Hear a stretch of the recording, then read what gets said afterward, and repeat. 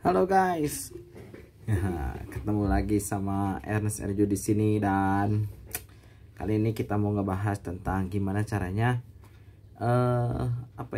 Shopee punya penjualan banyak ya. Jadi punya penjualan ya mungkin 100 paket per hari, 1000 paket per hari. Nah, kalian di sini saya mau berbagi cerita lah ya, gimana caranya biar bisa transaksinya banyak gitu ya. Nah, boleh teman-teman yang belum follow akun Ernest Erju di IG, di TikTok ya, boleh di follow dulu ya, biar nanti saya makin semangat bikin konten untuk berbagi sharing pengalaman saya untuk handle beberapa brand di marketplace, dan gimana sih mereka bisa growth, bisa naik gitu ya, dan apa kekurangannya, apa kendalanya, dan ada beberapa juga yang nggak jalan gitu. Jadi kita sama-sama buat belajar gitu ya.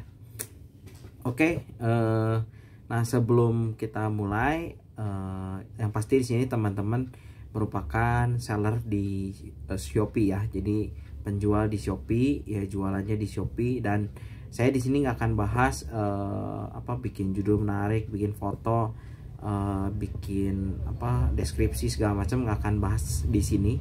Jadi ini khusus buat teman-teman yang udah jalan, udah running gitu ya, mau tokonya Star Plus, dan mungkin yang menjadi Shopee Mall brand gitu, dan ya berbagi lah ya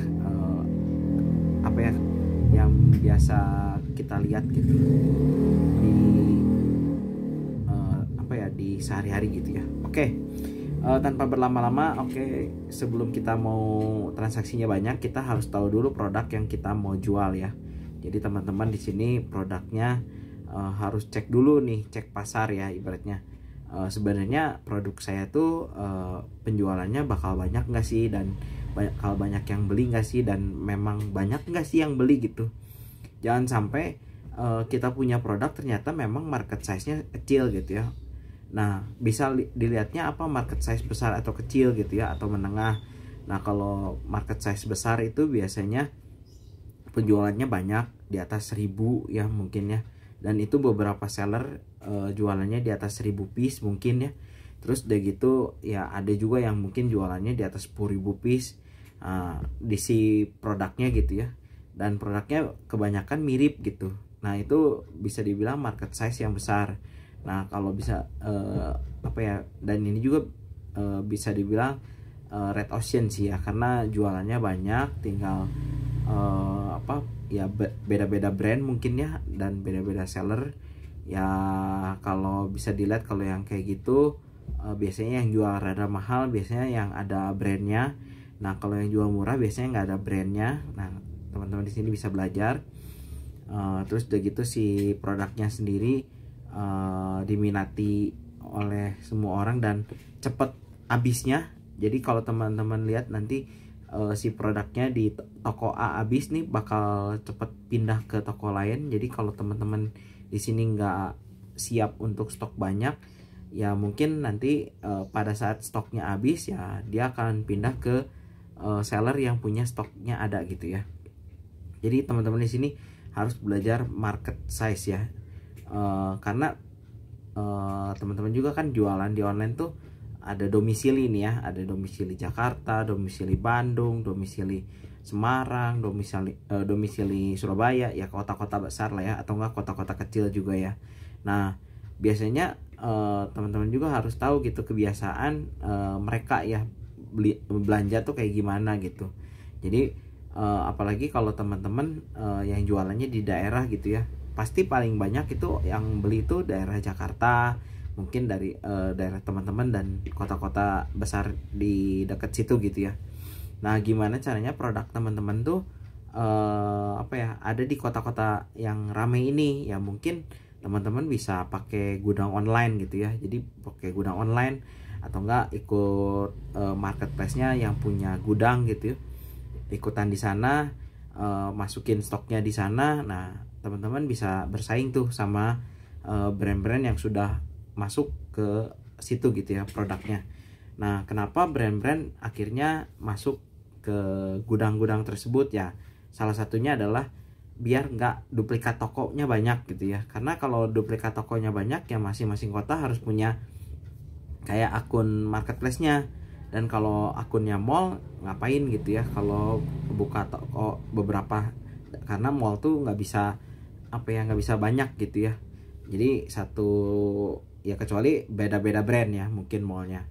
Terus udah gitu dengan teman-teman produknya ada di kota besar ya, kemungkinan untuk mereka belanja dengan pakai kurir instan ya lebih cepat. Terus juga kalau kurir reguler pun ya ekspedisinya lebih cepat gitu ya dibanding teman-teman jualan di daerah gitu. Ya itu balik lagi ke target market dan market size-nya. Teman-teman mau jualan seberapa banyak. Jadi kalau teman-teman pengen jualannya 1000 piece, 2000 piece, 2000 transaksi gitu. Nah, teman-teman juga harus unik gitu produknya. Kalau memang produk makanan mungkin unik ya, karena cuma ada mungkin di kota Bandung gitu. Jadi produk-produk yang memang unik ini ya cuma didapetin di Bandung gitu, nggak bisa di kota lain gitu. Nah, jadi market ini teman-teman harus paham dulu ya. Jadi marketnya kayak gimana dan produknya tuh seberapa besar sih marketnya kalau pengen transaksinya banyak. Nah, setelah tahu produk ini ya teman-teman ini duplikasi ke produk yang lain gitu, atau enggak teman-teman harus belajar juga produk yang namanya produk primer, produk sekunder gitu ya. Jadi primer tuh yang memang ya penjualannya tiap hari dan itu jadi kayak makan sehari-harinya teman-teman gitu ya, tokonya teman-teman. Terus kalau produk sekunder ya mereka yang produk-produk yang punya marginnya rada tinggi gitu ya. Nah udah gitu produk yang tersier itu yang memang marginnya lebih tinggi lagi, dan ya teman-teman juga nggak expect produk ini bakal lakunya banyak karena marginnya udah besar, tapi memang produk komplement gitu ya, atau enggak produk yang ibaratnya kalau orang beli barang A pasti dengan barang B dan C gitu. Nah teman-teman harus membayangkan si pembeli itu belinya seperti apa gitu. Nah setelah teman-teman tahu produknya, nah teman-teman juga kan riset juga nih. Nah riset kategori kata kunci. Nah riset kata kunci, riset kategori, terus riset juga si kompetitornya ya seberapa banyak di situ gitu. Nah setelah tahu kayak gitu ya kita masuk ke namanya iklan. Nah iklan ini ya ada iklan internal dan eksternal. Kalau iklan internal ya kalian bisa pakai iklan-iklan yang ada di marketplace-nya, mungkin iklan Shopee, iklan Tokopedia. Nah kalian bisa pakai tools itu gitu ya.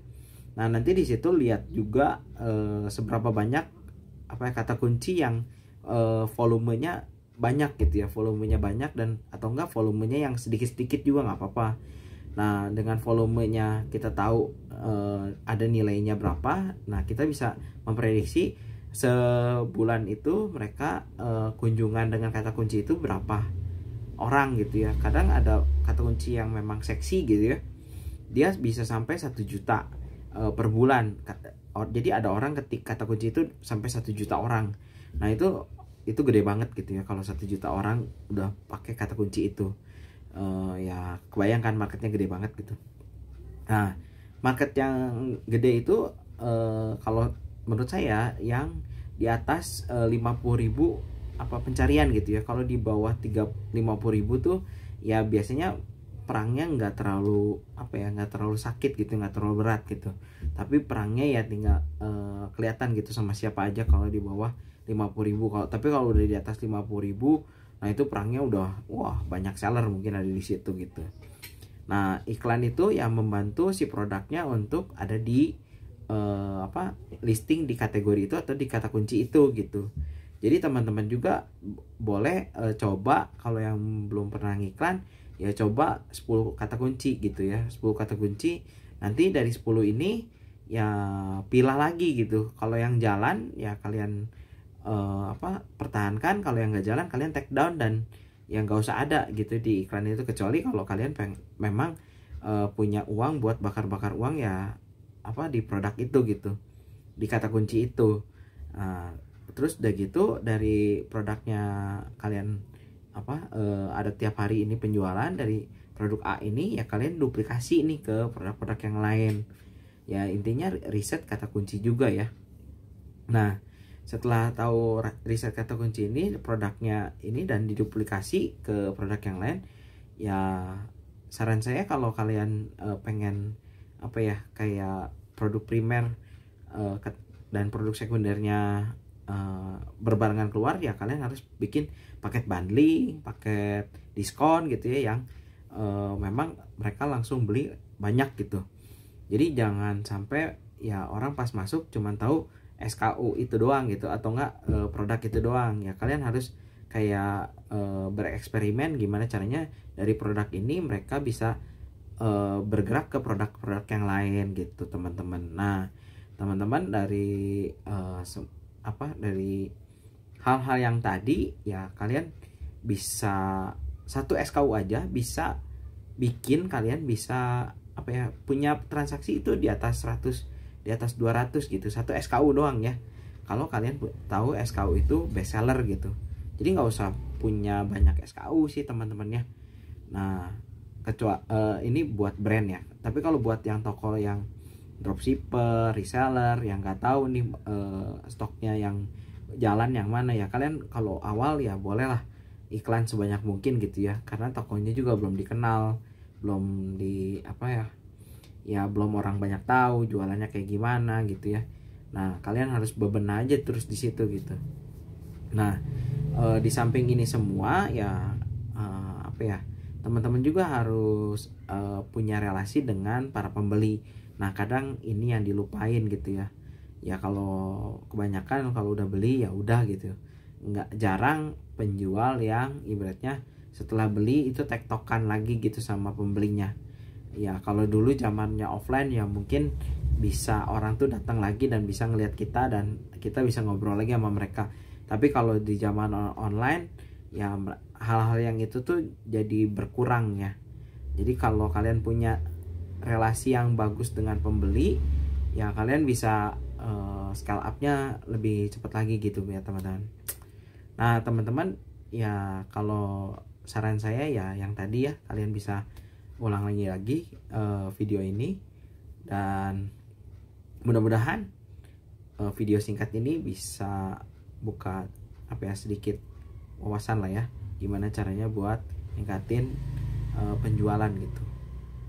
Nah nanti nextnya kita bahas kapan kita bidding tinggi, ya ibaratnya budget ditinggiin, kapan budget diturunin, kapan pakai influencer, kapan pakai endorser.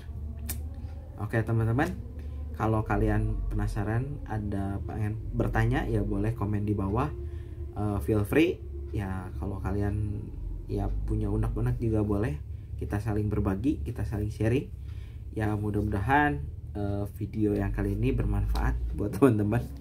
Sampai ketemu di next video and see you, bye bye.